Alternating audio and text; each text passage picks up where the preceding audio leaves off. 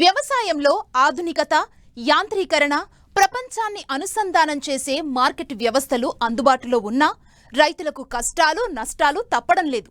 ఇందుకు కారణం ఏకపంట సాగు విధానమే అంటున్నారు శాస్త్రవేత్తలు.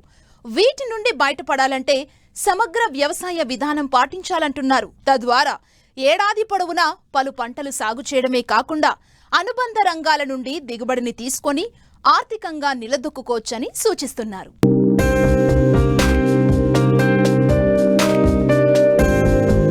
వ్యవసాయం అంటే వరి ఒక్కటే కాదు, మూస పద్ధతి అంతకన్నా కాదు, తీరొక్క పంటల మేళవింపు. ఇది అనుభవజ్ఞులైన రైతులు చెప్పే మాట.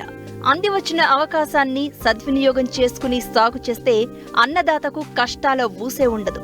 ఒకప్పుడు రైతులందరూ పంటలతో పాటు పాడి పశువులు, గొర్రెలు, మేకలు, కోళ్ల పెంపకం చేపట్టి ఖచ్చితమైన ఆదాయాన్ని పొందేవారు. అయితే వివిధ కారణాల దృష్ట్యా పశు సంపద లేని వ్యవసాయాన్ని రైతులు చేపడుతున్నారు. అంతేకాకుండా ఒకే పంటను సాగు చేస్తూ నష్టపోతున్నారు. ప్రస్తుతం వాతావరణ పరిస్థితులు మారాయి. వర్షం అనుకున్న సమయానికి కావలసినంత కురవడం లేదు. కమతాలు కూడా చిన్న చిన్నవిగా అయిపోయి ఆశించిన స్థాయిలో ఆహార భద్రత, ఆదాయం లభించడం లేదు. మారుతున్న కాలానుగుణంగా వ్యవసాయం అనుబంధ రంగాలను ఎన్నుకుని కలగలుపుగా వ్యవసాయం చేపట్టాలి. ఇందులో ఒక వ్యవస్థ నుండి లభించే ఉత్పత్తులు, వ్యర్థాలు మరో వ్యవస్థకు వనరులుగా మారి పెట్టుబడులుగా ఉపయోగపడతాయంటున్నారు ప్రొఫెసర్ జయశంకర్ వ్యవసాయ యూనివర్సిటీ ప్రొఫెసర్ డాక్టర్ మంతటి గోవర్ధన్.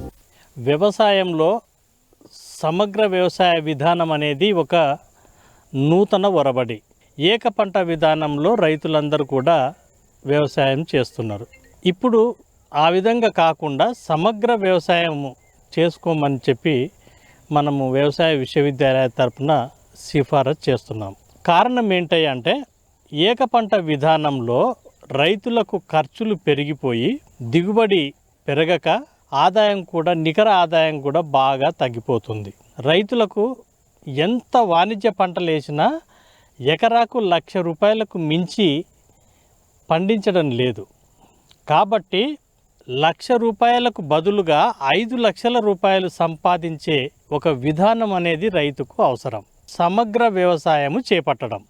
ఆధునికంగా ఆవులు ఉన్నాయంటే ఇంప్రూవ్డ్ బ్రీడ్ని పెట్టుకోవాలి, కోళ్ళను ఇంప్రూవ్డ్ బ్రీడ్లను పెట్టుకోవాలి, గొర్రెలను ఇంప్రూవ్డ్ బ్రీడ్ను ఎన్నుకొని వీటన్నిటిని కలిపి వ్యవసాయంలో పంటలు సాగు చేసుకుంటూ 2-3 పాడి గేదెలను, గొర్రెలను కానీ, మేకలను కానీ, కోళ్ళను కానీ, మల్బరీ కానీ, తేనె సాగు కానీ, తోటల పెంపకం కానీ, ఈ రకంగా వ్యవసాయాన్ని అన్నిటినీ కలిపి వ్యవసాయం చేసుకున్నట్లయితే రైతుకు 5 లక్షల ఆదాయము సంవత్సరానికి తప్పనిసరిగా వస్తుంది. ఇక్కడ చాలామంది రైతులు చేస్తున్నారు. వాళ్ళని చూసి చాలామంది రైతులు ఒప్పుకుంటున్నారు 5 లక్షలు సంపాదించడం సాధ్యమే అని. దేశంలో 50% మంది రైతులు యువకులు ఉన్నారు. యువకులు వ్యవసాయానికి వస్తున్నారు. యూట్యూబ్లు చూసి వ్యవసాయం చేస్తున్నారు.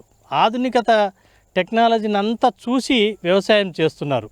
కాబట్టి ఇటువంటి యువకులు అందరూ కూడా సమగ్ర వ్యవసాయాన్ని చేపట్టి మంచి మార్కెటింగ్ చేసుకున్నట్లయితే సమగ్ర వ్యవసాయంలో చాలా మంచి ఆదాయం ఉంది. రైతులు సంవత్సర కాలం పాటు కష్టపడి పంటను పండించిన తర్వాత కొన్నిసార్లు లాభపడొచ్చు, కొన్నిసార్లు నష్టపోవచ్చు. అంతేకాకుండా 6 నెలలకు లేదా ఏడాదికి మాత్రమే మీకు 50,000 నుంచి 1,00,000 రూపాయలు చేతికి అందుతుంది. ఈ సమగ్ర వ్యవసాయ విధానంతో హెక్టారుకు 5 లక్షల వరకు ఆదాయం పొందే వీలుంటుంది. ఏ రైతు పొలంలో అయితే పశుగ్రాసాలు బాగా ఎక్కువగా ఉంటాయో ఆ రైతు పొలంలో ఎక్కువ గొర్రెలను పెంచుకోవచ్చు, మేకలను పెంచుకోవచ్చు, పశువులను పెంచుకోవచ్చు. ఆ రైతు ఆదాయం ఎక్కువగా ఉంటుంది. బాగా పశుగ్రాసాలు ఈ మధ్యకాలంలో బాగా అభివృద్ధి పరిచిన పశుగ్రాసాలు ఉన్నాయి, అందుబాటులో ఉన్నాయి. అటువంటి పశుగ్రాసాలను పెంచుకొని వాటి ద్వారా పాడి పశువులను, గొర్రెలను పెంచుకున్నట్లయితే బాగా అధిక దిగుబడి రావడానికి ఆస్కారం ఉంది. అదేవిధంగా ముఖ్యంగా తెలంగాణ లాంటి రాష్ట్రాన్ని కనుక తీసుకున్నట్లయితే పట్టణాలు బాగా అభివృద్ధి చెందాయి. యువకులు ఎవరైతే పట్టణాలకు దగ్గరగా ఉన్నారో ఆ రైతులందరూ కూడా పాడి చేపట్టినట్లయితే బాగా ధర ఉంది, అధిక దిగుబడి ఆదాయం వచ్చే అవకాశం కూడా ఉంది. ఏ రైతులైతే దూరంగా సిటీకి దూరంగా గ్రామాలలో ఉంటున్నారో వారందరూ కూడా మేకలను కానీ గొర్రెలను కానీ పెంచుకొని అధిక ఆదాయం తీసుకునే అవకాశం ఉంది. కాబట్టి ఈ సమగ్ర వ్యవసాయంలో తనకున్న కమతాలలో 1 ఇంచి భూమి కూడా వృధా కాకుండా గెట్ల వెంబడి అంతా కూడా పండ్ల వృక్షాలను పెంచుకుంటూ తనకు కావలసినంత తిండి గింజలకు ధాన్యాన్ని పండించుకుంటూ మిగతా భూమిని అంతా కూడా పశుగ్రాసాలతో ఈ సమగ్ర వ్యవసాయాన్ని చేపట్టినట్లయితే బాగా అధిక దిగుబడి వచ్చే అవకాశం ఉంది. మీరు చూసుకున్నట్లయితే సమగ్ర వ్యవసాయం ఎవరైతే చేపడతారో ఆ రైతుకు 1 హెక్టార్లో 2 ఆవులను పెంచుకోవచ్చు, ఒక 25 గొర్రెలను పెంచుకోవచ్చు, ఒక 200 వరకు కోళ్ళను పెంచుకోవచ్చు. ఈ రకంగా పెంచుకున్న రైతుకి సంవత్సరానికి ఈ 2 ఆవుల ద్వారా 2.5 లక్షల రూపాయల పాల దిగుబడి వస్తుంది. గొర్రెల ద్వారా దాదాపు 1,80,000 సంపాదన వస్తుంది. కోళ్ళ ద్వారా 60 నుంచి 70,000 రూపాయలు ఆదాయం వస్తుంది. తనకు కావలసిన తిండి గింజలంతా ఉంటున్నాయి కాబట్టి రైతుకు పోషక భద్రత ఉంటుంది. దాని మీద వెచ్చించే ఖర్చులు ఉండవు. అదేవిధంగా కానీ ఎకరా కానీ పండ్ల తోటలు కనుక పెంచుకున్నట్టయితే పండ్ల తోటల ద్వారా కూడా ఆదాయం వస్తుంది. ఈ పండ్ల తోటలలో ఉద్యాన పంటలలో అంతర్ పంటగా హెడ్జ్ లూసర్ను లాంటి గడ్డి కూడా పశుగ్రాసాలను కూడా పెంచుకొని వాటి ద్వారా కూడా అదనంగా మనము దిగుబడిని పొందవచ్చు. కాబట్టి ఇప్పుడు మనం అనుకున్నట్టు 5 లక్షల రూపాయల ఆదాయంతో పాటు నేలలు ఎక్కడ కూడా నిస్సారం కావు. ఈ రైతు పొలంలో హెక్టార్కు దాదాపు 30 టన్నుల ఎరువు దొరుకుతుంది కాబట్టి ఉత్పత్తి అవుతుంది కాబట్టి ఎరువు తన పొలానికి వేయడం ద్వారా తన పొలం ఎప్పుడు కూడా సారవంతంగా ఉంటుంది. సేంద్రియ వ్యవసాయం చేసుకునే అవకాశం ఉంటుంది.